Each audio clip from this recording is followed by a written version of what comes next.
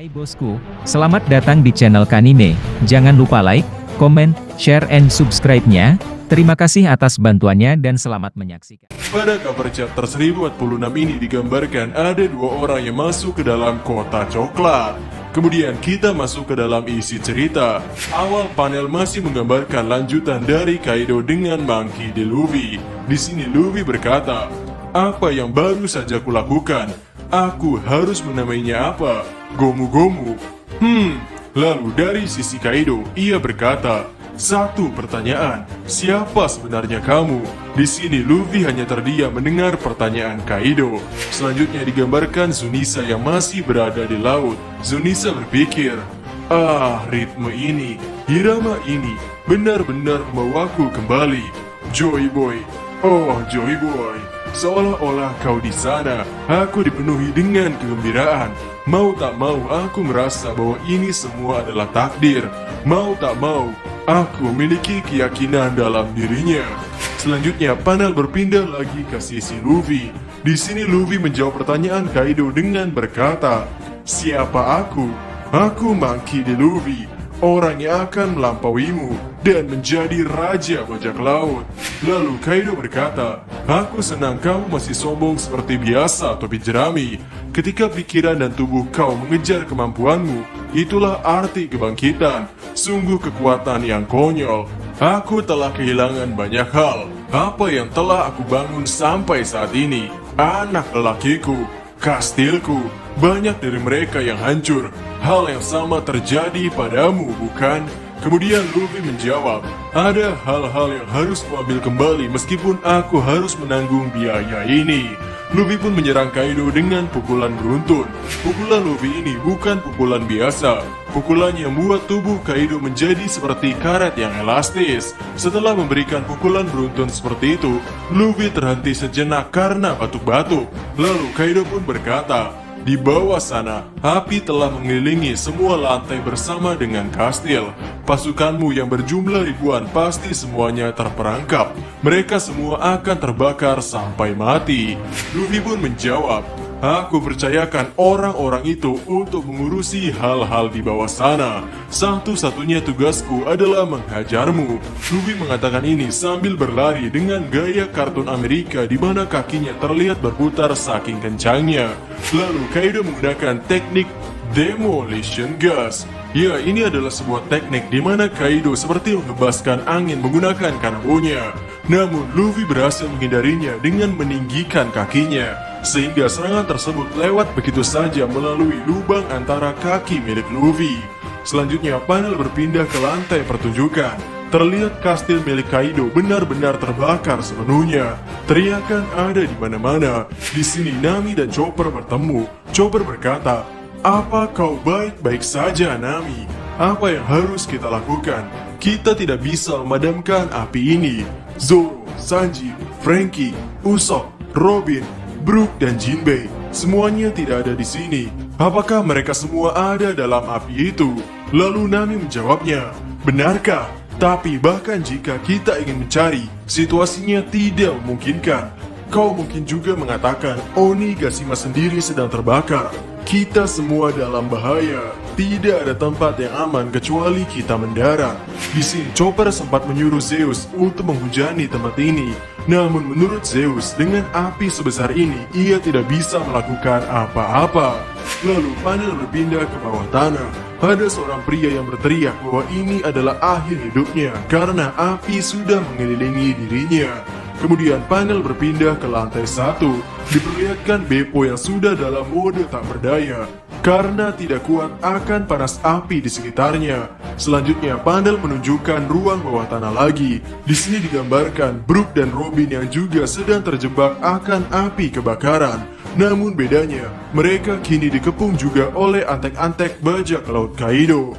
Kemudian pada otak menara kiri Onigashima diperlihatkan Sanji dan para wanita yang sedang berada di ujung kastil. Sepertinya mereka berniat untuk turun dari kastil dan menyentuh tanah Onigashima. Namun tanah tersebut kini sudah tiada, sehingga Sanji pun menganggap bahwa hal ini tidak akan berhasil. Panel selanjutnya menunjukkan keadaan di ruang bawah tanah lagi. Di sini terdapat Inbi dan Apu. Mereka berdua juga sedang berjuang melarikan diri dari jeratan api. Di sini Apu menyuruh Inbi menggunakan tangannya untuk menyingkirkan tembok yang sedang terbakar oleh api. Apu juga mengatakan bahwa lengan adalah harga yang murah untuk bertahan hidup. Lalu di sisi ruang bawah tanah yang lain, ada Usop dan Hamlet. Seperti dengan kebanyakan orang, Usop dan Hamlet juga sedang kerepotan karena api yang ada di hadapan mereka. Usop bahkan berteriak pada Hamlet, "Aku membuat janji dengan Izolo. Aku akan menyelamatkan Kin dan Kiku. Dan aku juga ingin menyelamatkan diriku sendiri." Lalu di otak sebelah kanan Menara Onigashima diperlihatkan Franky yang sedang menggendong Zoro. Franky berkata, "Kastil dan api ini perlu untuk bersantai. Kemana aku harus pergi? Aku harus membiarkan Chopper mengobatinya dengan cepat. Nyawa Zoro dalam bahaya." Selagi Franky berlari, ada seorang pasukan Smile Kaido yang berkata, "Bantu kami kakak besar, kami semua akan mati sebelum itu."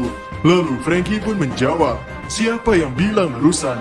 Aku akan membakarmu." Haha, ini adalah komedi yang cukup bagus. Lalu panel berpindah lagi ke lantai 4 Kastil Onigashima. Kita diperlihatkan Raizo dan Jinbei. Di sini terjadi banyak sekali percakapan. Kami akan merangkumnya. Raizo belajar dari kesalahan karena tidak berhasil melindungi Nona Toki yang sedang terbakar di kastilnya. Dan ketika Raizo hidup bersama warga suku Ming, Raizo sempat melihat Zunisa yang menyemprotkan air pada tubuhnya sendiri. Dan di saat itulah, Raizo berinisiatif untuk mengambil air tersebut menggunakan gulungannya. Lalu pada masa sekarang, Raizo mengeluarkan gulungan tersebut dan berencana untuk menggunakan air yang ada dari gulungan itu untuk memadamkan api yang sedang terjadi. Ditambah, tugas Jinbei di sini adalah membantu rencana Raizo. Jinbei mengambil bagian air yang ada dan kemudian berusaha untuk melemparkannya pada api yang ada di Kastil Onigashima. Lalu panel berpindah ke tempat Yamato dan Momonosuke. Yamato minta Momonosuke untuk cepat. Lalu Momonosuke pun berkata, "Apa? Kenapa Kaido masih hidup?" Yamato pun melanjutkan perkataannya lagi. "Itu sudah pada batasnya. Awan api ini tidak akan bertahan. Kau harus berhasil. Awan api yang dapat mendorong Onigashima. Dari awal itulah satu-satunya cara. Onigashima akan jatuh." Di momen yang sama ketika Yamato mengatakan Onigashima akan jatuh, Eiichiroda menggambarkan Luffy dan Kaido. Di sini Luffy terlihat menggenggam petir dari awan, dan Kaido yang melihatnya pun memasang wajah tersenyum. Chapter 1046 selesai sampai di sini, dan minggu depan libur. Ini adalah chapter yang sebetulnya agak biasa aja, meski tidak seseru chapter kemarin. Namun intensitas dari konflik ini kini sudah benar-benar tertuju pada Kaido saja. Protagonis yang tersisa bukan lagi mengurusi anak buah Kaido, melainkan mengurusi api yang kini sedang berkobar. Dan masalah api itu sendiri sedang coba diatasi oleh Jinbei dan Raizo. Sehingga konflik terakhir yang tersisa adalah Kaido dan Onigashima yang tidak boleh jatuh ke tanah Wano Kuni. Di sini ada yang menarik. Momonosuke sempat menganggap bahwa Kaido telah kalah, yang karena itu ia terkejut ketika mendengar bahwa Kaido masih hidup. Dan dari chapter ke chapter, meskipun Luffy mendapatkan power up berupa Gear 5, Luffy ternyata masih belum bisa melukai Kaido secara fatal.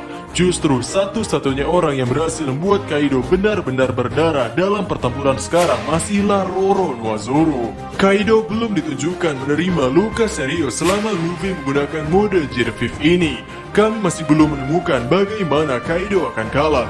Mungkin ada legenda atau cerita dari dunia nyata yang bisa kita gunakan untuk membuat teori kekalahan Kaido ini, yang mungkin akan kami bahas di lain waktu. Selanjutnya, untuk Onigashima, ada 3 skenario yang mungkin terjadi. Skenario yang pertama adalah Onigashima benar-benar jatuh ke pemukiman Wano Kuni. Itu adalah skenario terburuk. Skenario kedua, Momonosuke tidak bisa membuat awan Kinton yang akhirnya Onigashima tetap jatuh ke tanah Wano Kuni. Lalu skenario yang ketiga, ini adalah skenario di mana seluruh cerita kembali lagi berpusat pada Monkey D. Luffy, di mana semua orang sudah merasa putus asa, dan disitulah Luffy berhasil melakukan sesuatu yang bisa menolong semua orang, yakni karena kini Luffy sudah memasuki tahap awakening yang membuatnya bisa membuat area sekitar menjadi karet.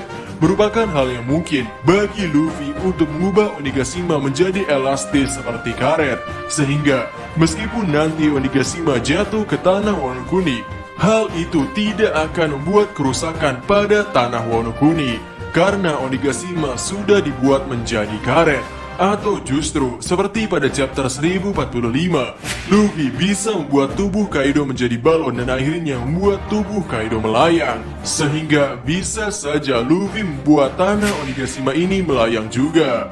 Ya, ada dua opsi, mengubah tanah Onigashima menjadi karet dan membuatnya aman untuk didaratkan di tanah Wano Kuni, atau membuat tanah Onigashima menjadi melayang dengan teknik balon. Terima kasih sudah menyaksikan channel Kanime ini bosku. Jangan lupa like, komen, subscribe dan share video karena gratis. See you bosku.